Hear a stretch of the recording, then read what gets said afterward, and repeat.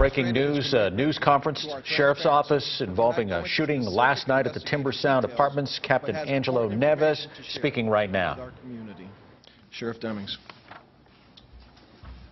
Okay, thank you, Angelo.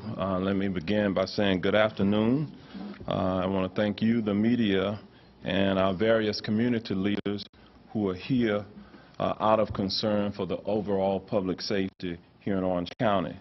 Let me make a few introductions. First off, we are joined here on the stage by Orange County Commission District 6 Commissioner Victoria Siplin, Bishop Achille Heligar, Pastor Errol Thompson, Pastor Kevin Kobaris, Chaplain Melvin Birdsong, Chaplain Reagan Vandergriff, Chaplain Armando Barrero, and Dr. Frank Smith join me on the stage. I want to also start by assuring you, the public, that we take these matters, whenever there's a police shooting, very seriously. Just as we've done in the past, whenever there's a deputy-involved shooting, as a practice, I've always addressed the public and provided details about the incident. I believe that this ensures transparency during the investigation. I've asked the Florida Department of Law Enforcement to conduct a criminal investigation into the actions of my deputies involved from earlier this morning. This really is not just about this particular incident, but I am very sensitive to some of the events that have occurred around the nation in recent times that have strained police-community relations. This is but one of those collateral incidents that have occurred. But by the same token, I want to ensure that we have transparency as well as accountability for the actions of all of my staff that's involved. I ask everyone to not rush to judgment and to allow the investigation to be completed in accordance with established policy and law. We want to provide the accountability to this process, which is why we're here this afternoon. I will provide a synopsis of the events as we know them at this time. We will then allow several of our community leaders to speak if they so choose, and at the conclusion I will briefly respond to questions. Now let me begin a review of the events that brought us here today. Just before midnight, a vehicle was reported stolen from the racetrack at 300 North Kirkman Road in West Orlando. Shortly thereafter, while on proactive patrol and looking for the vehicle, deputies located the stolen vehicle at the Timber Sound apartment complex. Two deputies watched the car until two individuals exited a residential unit at Timber Sound Apartments, and then the subjects entered the vehicle. The deputies successfully tactically parked the vehicle and made multiple commands to the subjects. We are told that one of the subjects complied, but the other subject did not and ignored the commands of the deputies involved. Having their commands ignored by this subject and seeing the driver make extensive furtive movements, Sergeant Robert McCarthy feared for his safety and fired at the subject. It is believed that 3 rounds were fired, with 1 striking the driver who was being non-compliant at the time.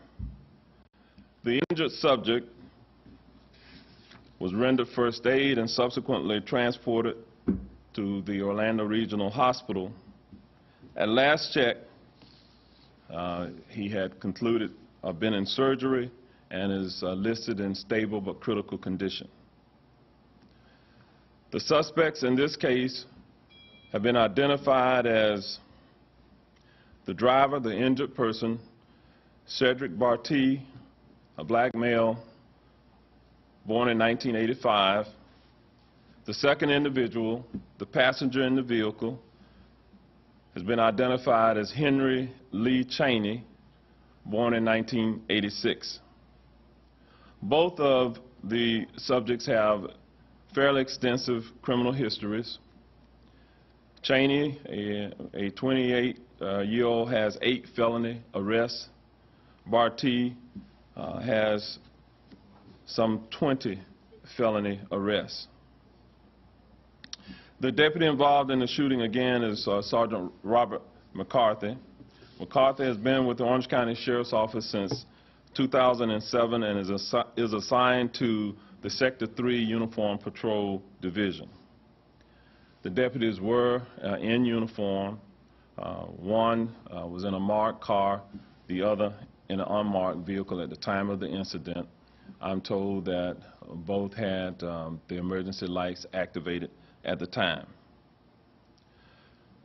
The deputies have been reassigned to administrative duties for a period of not less than 1 week, or which is standard policy, or until we determine otherwise. Again, in the spirit of transparency and based on eyewitness testimony, I will be clear here that there are conflicting statements about the driver's actions that can only be determined by the completion of the investigation. That is why the Florida Department of Law Enforcement is conducting an independent investigation, which will ultimately be reviewed by the state attorney as well as the agency's Office of Professional Standards. We are asking that if anyone has additional information, whether that's in video forms, they would like to offer additional statements or other accounts, to contact the Florida Department of Law Enforcement, who's in charge of the investigation. They can do so, again, at 407-245-0801. Again, 407-245-0801. The agent that's assigned to the case is Bill Lee and Agent Danny Warren. Again, Agents Bill Lee and Danny Warren. We remain committed to providing the Florida Department of Law Enforcement with all they need for this investigation.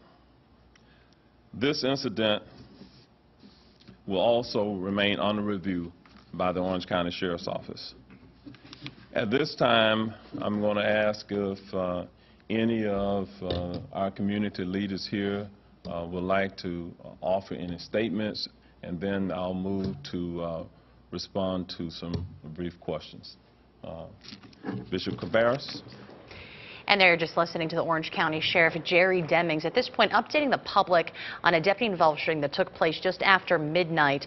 Beginning this, he was speaking about the importance of transparency and accountability, especially with what's happening in the state of the nation right now with Ferguson, Missouri, and also New York City, and the trust between police officers and sheriff's officers and the public. Yeah, a by-the-book explanation of a deputy-involved investigation, but a remarkable news conference, really, when you put this into context. I've been covering news in Central Florida for almost a decade and a half, and I have never seen community leaders come out in that kind of strength behind a sheriff when he's explaining a shooting. Clearly, the events of Ferguson and New York City on the minds of law enforcement and hanging over this investigation right now. We'll have much more coming up at 5 o'clock.